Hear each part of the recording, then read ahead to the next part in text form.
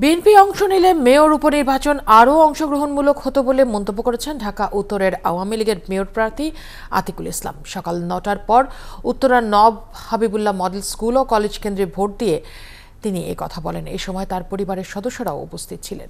জয়ী হলে সচল ও গতিময় নগরী প্রতিষ্ঠায় কাজ করবেন বলেও জানান তিনি। এ সময় আতিকুল ইসলাম বৃষ্টি উপেক্ষা করেই ভোটারদের কেন্দ্রে আসার আহ্বান জানান।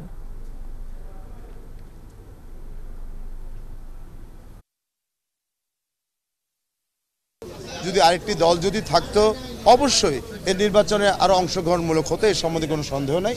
বাট তারপরেও যেহেতু আমাদের বাংলাদেশ আওয়ামী লীগ থেকে আমাকে নমিনেশন দিয়েছে, আমি বাংলাদেশ আওয়ামী লীগের নৌকা প্রতীকটা আমি ইলেকশন করছি, আমার বিশ্বাস যে যদি আসতেন অবশ্যই এটা ভালো হতো।